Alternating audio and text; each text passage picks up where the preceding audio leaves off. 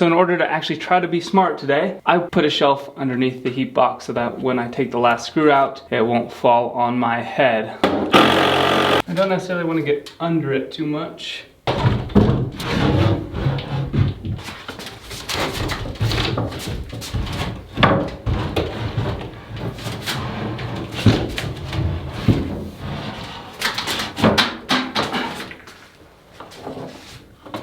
Let's set it over here. Woo. I didn't hurt myself or break anything I know of.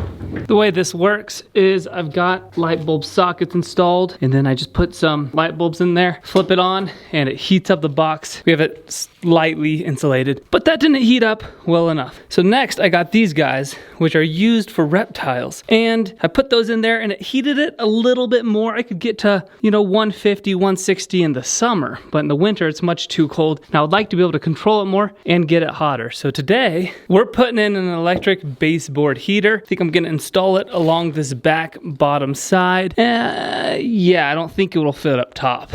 And then also we'll install this thermometer. I just need to wire this in and take out all these sockets and patch all the holes.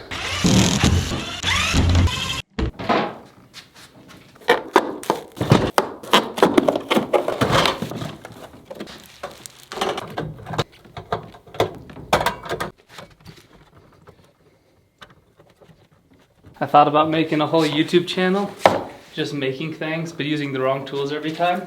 So this is going, it's getting hot. From my understanding, I could definitely, in between the switch, or actually where the switch is at, I could put a regulator to regulate the temperature. It should heat up this small enclosed area, hopefully hot enough. So I'm not gonna do the regulator yet because I can do that later, but I wanna make sure this box gets hot enough. So I'm gonna plug these holes I used for the heat lamps, and then I'm gonna install this real quick, close the door, and make sure this is getting hot enough before I move on to carrying it up high and installing it.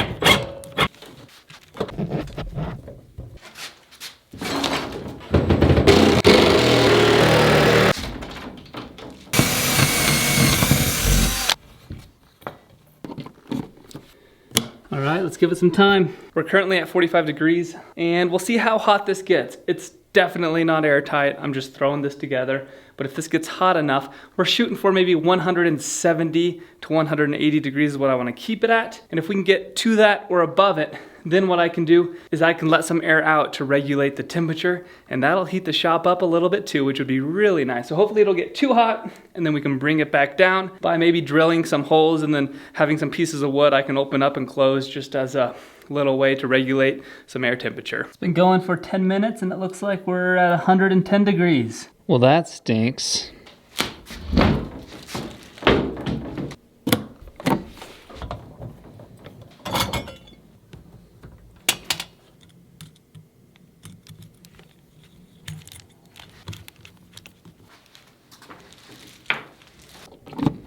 So sadly, we topped out at 130 degrees. So I figured maybe I can add some heat bulbs in there to bring that up just a little bit more. So I'm just doing a test run here, just wired in one of the heat lamps, and I also ordered a 250 watt incandescent heat bulb made to heat like a chicken coop or something like that, right? I think the last ones I got weren't that powerful, and so maybe if this doesn't work, I'll try the bulb.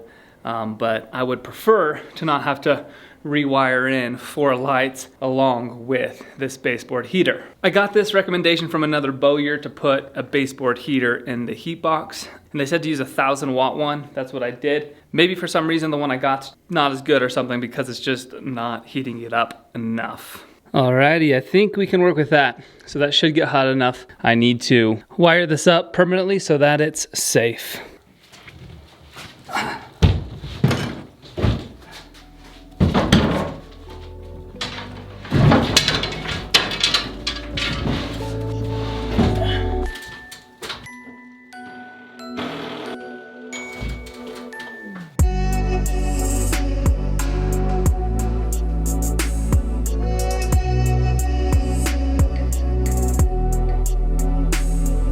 I wanted to dial in the heat box. Everything's back in place. We just need a little bit of organization done. And here soon we'll be in business and making some fiberglass laminated bows.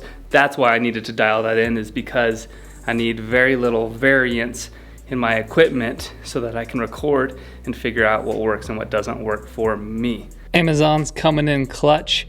We're going to use this heat lamp. Now it's 250 watts. I don't remember what my last ones were, but I think they were 100. So this hopefully will get much hotter, and we'll see how it compares to our reptile heat lamps. So we'll take this, put it up here, and turn it on. Oh yeah, now this is business. Look at the comparison there. Goodness gracious. If this doesn't get hot, I don't know what will. Now here's the thing. 4 of these cost more than the baseboard heater. I don't know which one is more efficient or effective. I wasn't meaning to do a hybrid system here. I probably could have got 4 of these and been good, is what I'm gonna think here.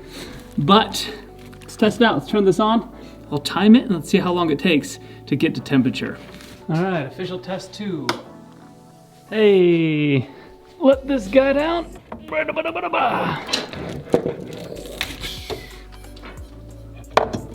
It is really warm today, so we're starting at 60 degrees. Let's see how long this takes to heat up.